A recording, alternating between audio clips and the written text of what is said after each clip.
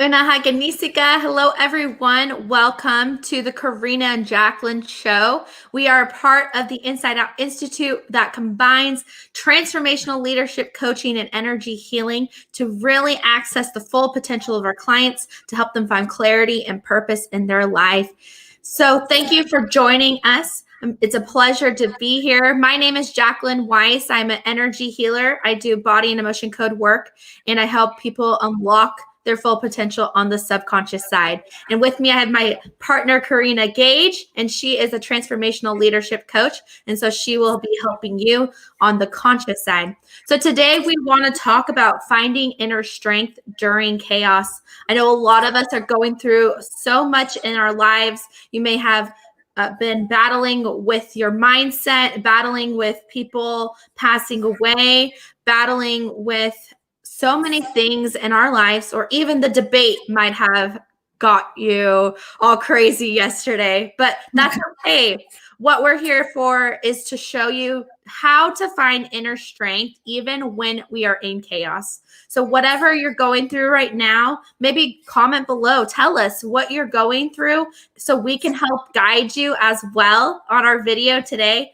But what we want to really help you do is focus on your positive mindset. Be less reactive and more proactive in your life so that you're going to be able to focus on yourself and your path while we go through chaos. So thank you for joining us, and let's just get started. So the first thing I want to talk about is how to become centered. When we are in chaos, it's easy to get off track. It's easy to get off your path, and that starts to stir chaos within yourself, in your mindset, in your energy, in your thoughts. And what happens is it causes you to feel drained. You might experience burnout symptoms, so feeling fatigued, have anxiety, you're absorbing everything. So what we're going to talk about is how do we become centered? The number one thing that you need to do is go outside, put your feet in the grass, and ground yourself. There's different grounding meditations you can listen to on YouTube. You can check out my videos on my YouTube channel for grounding meditations to help you center yourself. But if you raise your frequency and your vibration on an energetic level, it causes that chaos to release from your body, but then it also gives you the clarity in your mind. You can relax and you feel more peace. So Karina, can you touch on how to be centered in the midst of chaos? Yeah, definitely. Absolutely love the topic of finding the inner strength during these crazy times that we're facing, and still being able to center yourself even during these times. I just got off the phone with one of my clients who lost her mother, and she really inspired me.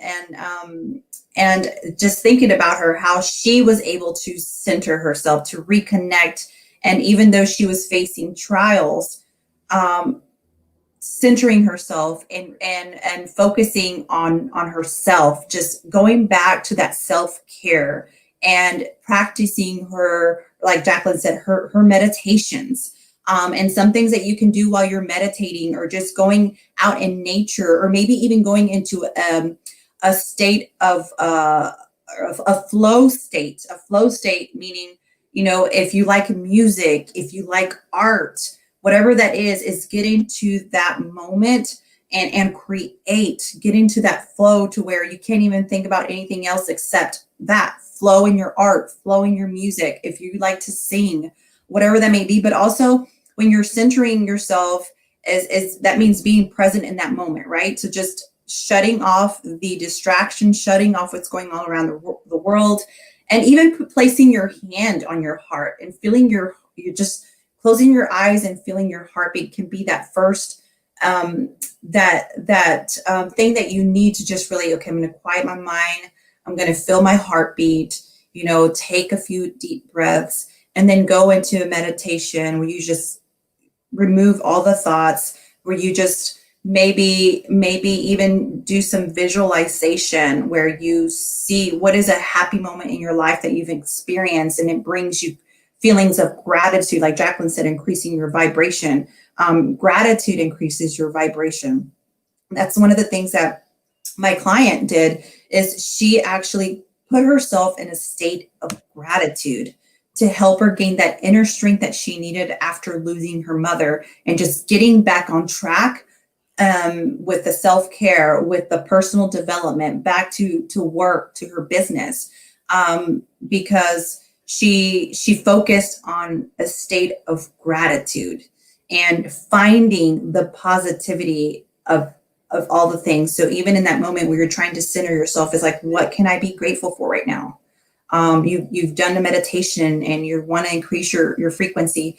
Get in that gratitude, state of gratitude, and think about, what are some things that I can be grateful for right now? How can I see the situation that's going on, the circumstances that are going on, and see the positive side of everything? That alone is going to help you increase your vibration, increase your frequency, and help you gain that inner strength.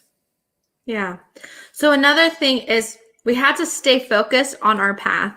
In my heritage, we talk about how we need to stay on our path, which means, just imagine yourself standing and you're going towards, let's just say, a tree, and you have so many people next to you who are experiencing hardships, traumas, and you have your own things going on. So by looking at what's going on, and maybe you might step off your path a little bit into theirs, and you start absorbing their emotions, well, what happens is, now you have no inner peace, you don't have strength, and you are in chaos from not only yourself, but for other people. So in my culture, they say you have to stay on your path. Don't look at what everyone else is doing. And if you do, you just send them love and light. But then you go back into what your purpose is and what your strengths are and how you're going to overcome your obstacles that are ahead of you. So I always say, imagine myself on this little pathway. And even though things are burning across the river from me, and there's families that are passing away, and there's weird things happening in this world, or even in my personal life, I have to remind myself, stay on your path. Don't look, observe, but don't absorb it. Stay focused. And what are your goals? So on the conscious side, we have to create goals to be able to stay focused on our journey. And even when you're going through something traumatic, maybe you're going through some type of trauma in your life, maybe you're going through a hardship, remind yourself, this is okay to feel this, but what am I wanting at the end of this? Am I wanting to be completely shattered? Am I wanting to be empowered and have the strength to endure during what I'm going through? That is going to become the root of your strength. And for me, on a personal level, I was raped when I was 14 years old. And my whole thing on my journey was, I didn't want to be stuck like that forever, in depression, in that very sunken vibration. And the way I was able to get out of that was because of my mindset, and because I had an idea of what I wanted to do and become after this. So when you have a goal, when you have an idea of, okay, I'm in this moment right now and I'm feeling horrible, right? Own it. You don't feel good, but where do you want to be tomorrow? Where do you want to be in another week? Where do you want to be in a month from now? Write that down. Do you want to be happier? Do you want to feel lighter? Do you want to feel determined on your path? Well, now you have to create what that's going to look like for you. So, Karina, can you touch a little bit on that, of how goals can really help find strength in chaos? Yes, definitely. So goals bring or give you that clarity that you need, right? Setting goals, setting a 5-year vision statement, a 3-year vision statement, a 1-year vision statement is that clarity that you need to help you create the goals or the plans to reach that, right? So when you set goals that actually motivate you and inspire you, no matter what adversaries you're going through, you have to go back to that. Go back. That's your target. Okay. This is the kind of mindset I want to have. This is the kind of person I want to be. This is what I want to do. When you have a clear vision of where you want to be, like Jacquelyn said, in the next month, in the next year, in the next 5 years, right? And create goals based on those visions that you have for yourself and for your life, whether it could be spiritually, mentally, financially, physically.